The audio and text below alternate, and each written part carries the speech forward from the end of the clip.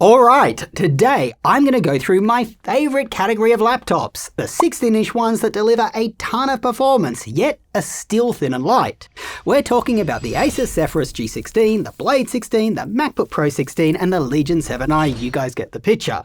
These are the do-it-all laptops, excellent for programming, data science, great for content creators like photo or video editors, and with plenty of graphics performance to enjoy some solid gaming in your downtime. Up until this year, these were the impossible category of laptops. You just couldn't put powerful hardware in a small laptop, not without significant downsides like stovetop heat and jet engine fan noise. Well, I've got all the major ones right here, and after testing each of them, what is crystal clear to each of us is there is no perfect laptop.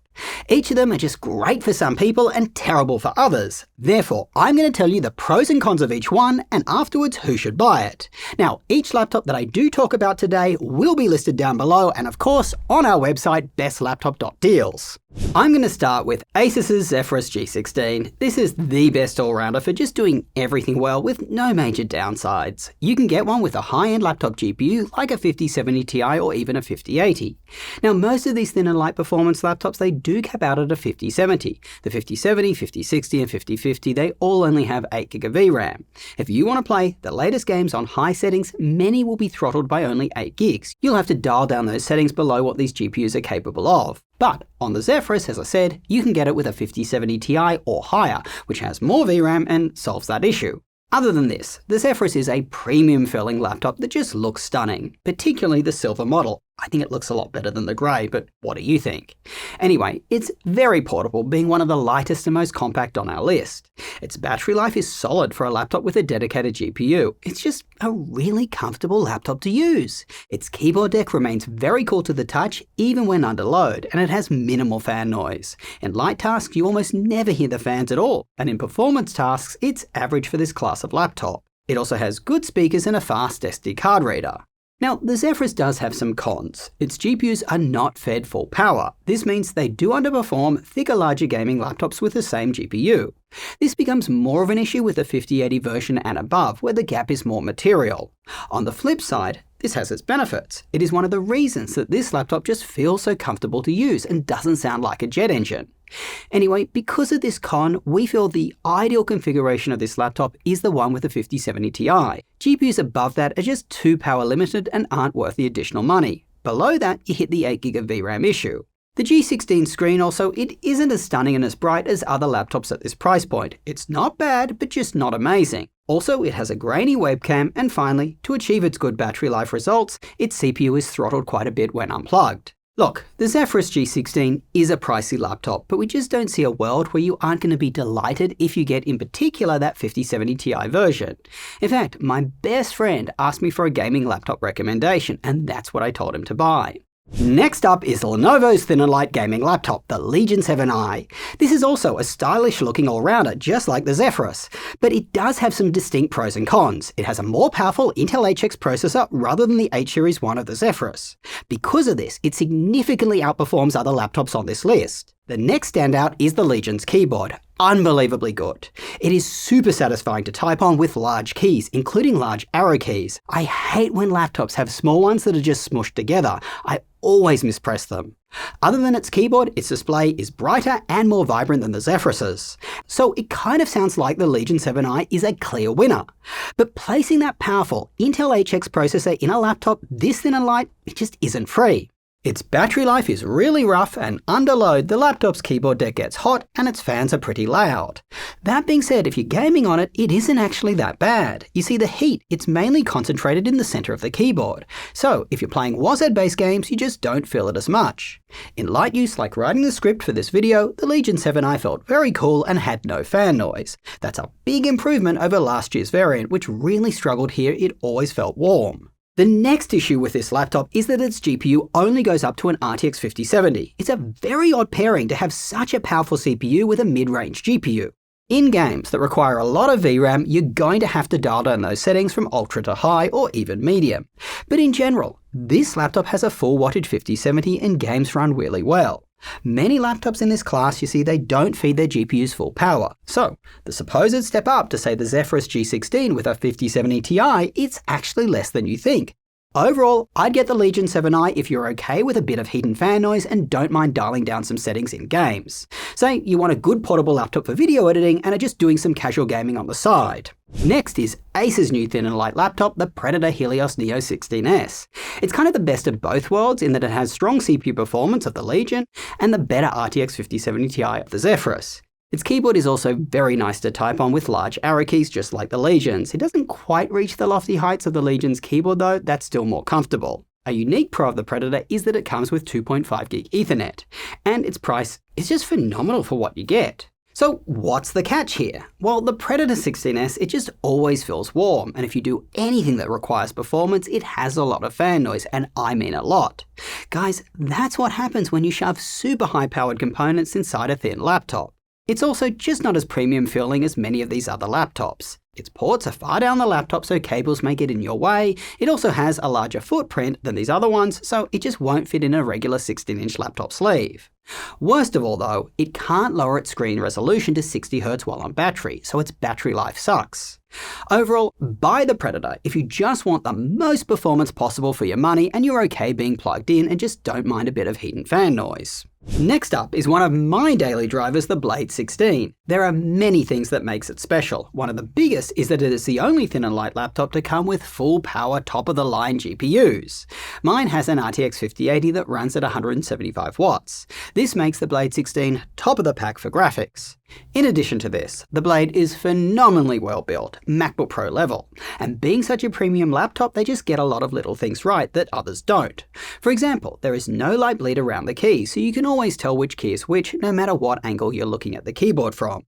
Other keyboards, they have this light bleed that just blinds you. Anyway, its ports are fantastic. They are all super fast, including the SD card reader, and you get a charging capable USB 4 port on either side of the laptop, which is very handy. It's got a stunning display, and this year, Razer has fixed its keyboard. This new one is incredibly comfortable to type on. I'd say the Legion's keyboard still has an edge up, as it does have larger arrow keys. Razer has gone for a bit of form over function here by making their up and down arrow keys small so that the whole keyboard just nicely aligns together. I frequently mispress them. Anyway, adding to the Razer's comfort, its keyboard never gets uncomfortably warm to the touch, at least where your hands normally are during gaming. Now, if you've watched my videos, you'll know I have a love-hate relationship with Razer's laptops. The main issue with them is that they just aren't stable. Niggling issues pop up and Razer doesn't take ownership for them. For example, many Blade 16s have a broken trackpad, and dealing with Razer's support, guys, it is a nightmare. I have a video out on this on my personal experience, which I'll link below. Other than this, to allow its GPU to run at full wattage, Razer has compromised on CPU performance. Unless you get the most expensive 5090 version, you'll be getting a lower powered AMD processor. It is an efficient chip for sure, but its performance just lags behind others. Also, some creator apps like Premiere Pro, they do favour Intel. You can clearly see that the Predator 16S with its lower powered 5070 Ti outperforms my Blade 16 with its beefier full wattage 5080 in Premiere Pro. That is due to the CPU difference. In DaVinci Resolve, they switch places, as it doesn't favour Intel as much. So, get the Blade if you want a Lamborghini in that it looks good and is fast, at least for gaming. But it is super expensive and can come with a lot of issues. Basically, if you're a wealthy risk taker, this one's for you.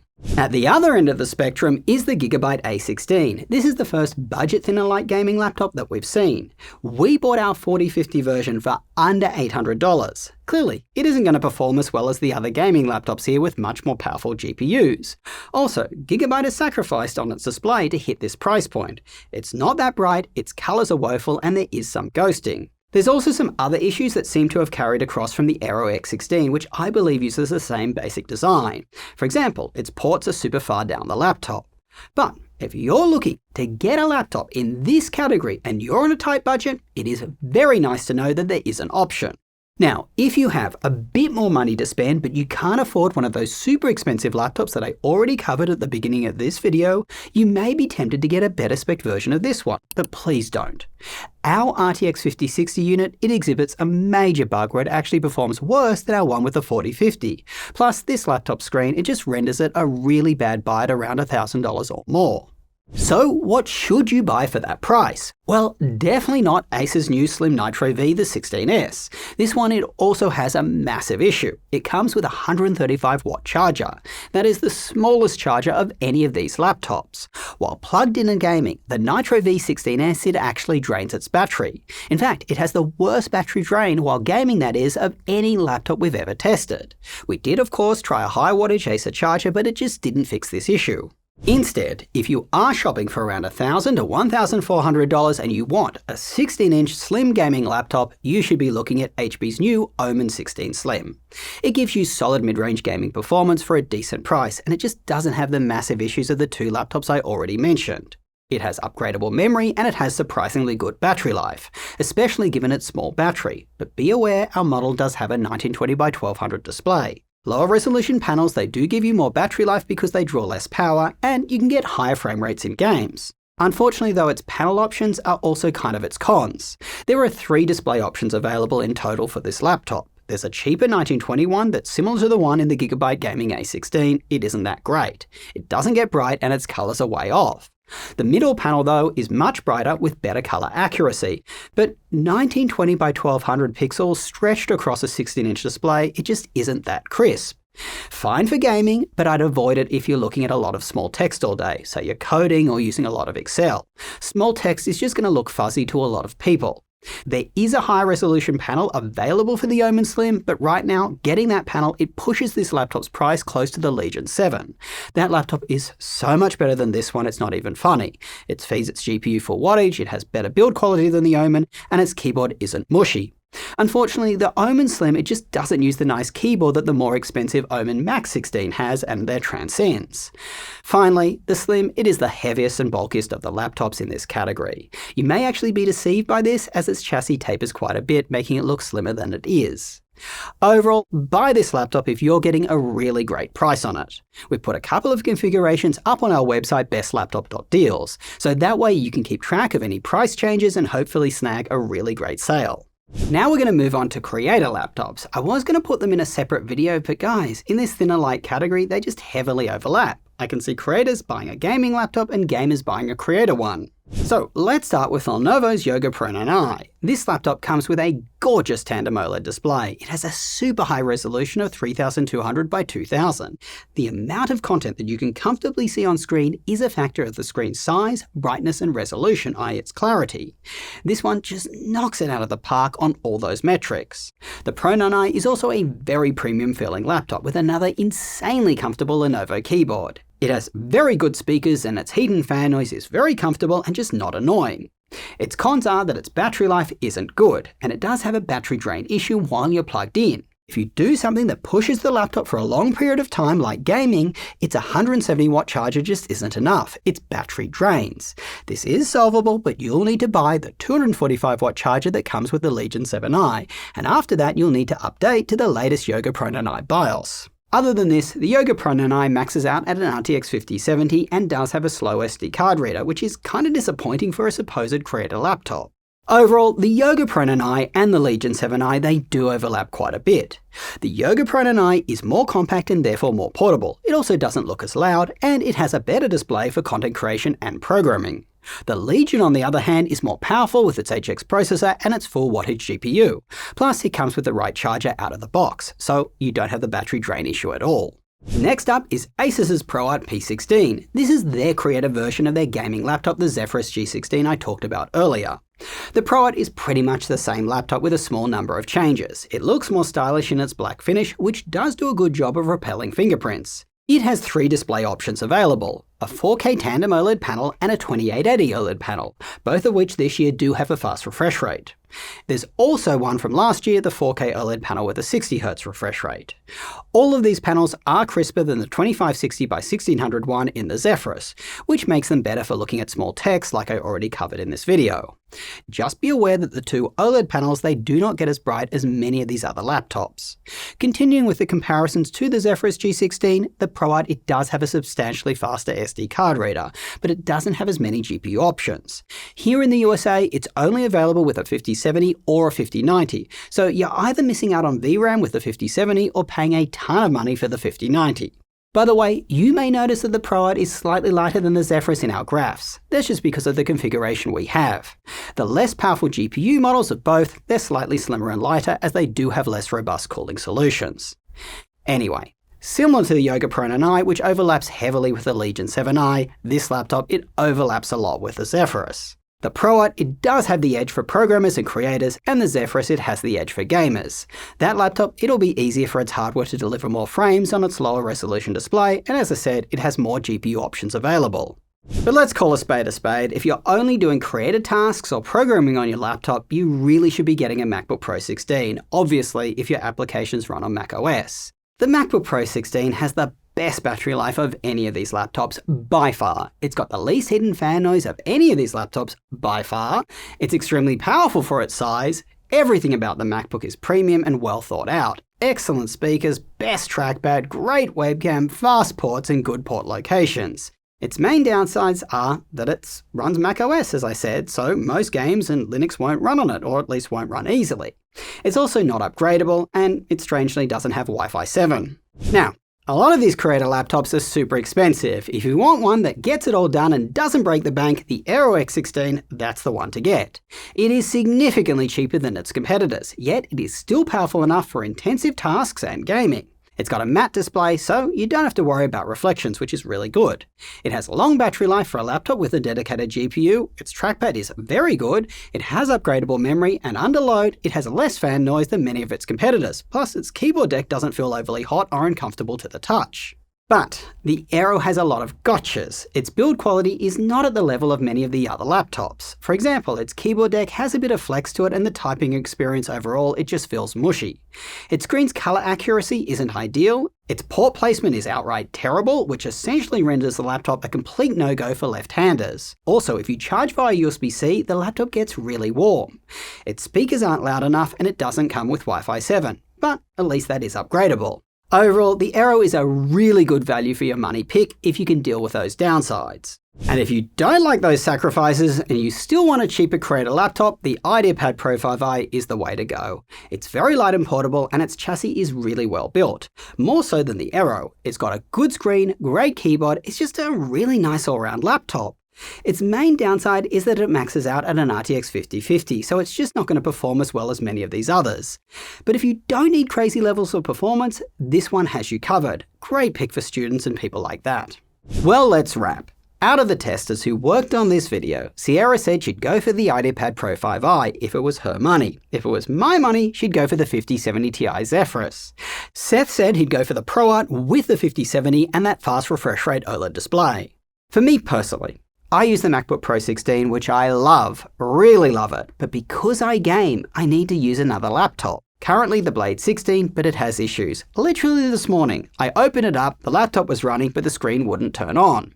There just isn't a perfect laptop for someone like me. I play intensive games with my friends. I do a lot of video editing. I'm on the go a lot, and heat and fan noise just really annoys me. That's why I started this channel, guys. I can't find a laptop. If I was forced to choose just one laptop right now, I'd probably get one of the two Lenovo's. That's for their bright displays, excellent keyboards, and better support than my Razer. I'd probably go for the Legion 7i as I feel it's better built. It also looks cooler, it doesn't have that battery drain issue, and its front edge, it is a diagonal so it doesn't cut into my wrist at all. Let me know with a comment below, which would you buy? And if you do buy any of these laptops, make sure to check out our website bestlaptop.deals. We track prices right across retailers. We call out when the laptop's on a massive sale. We even have email notifications that you can set if a laptop drops below a certain price. And you can see all of our pros and cons for each laptop just like I ran you through today. Well, I'm off. We've got a ton of exciting reviews coming out that I need to finish. Till next time, go do something awesome with your day and I will catch you later.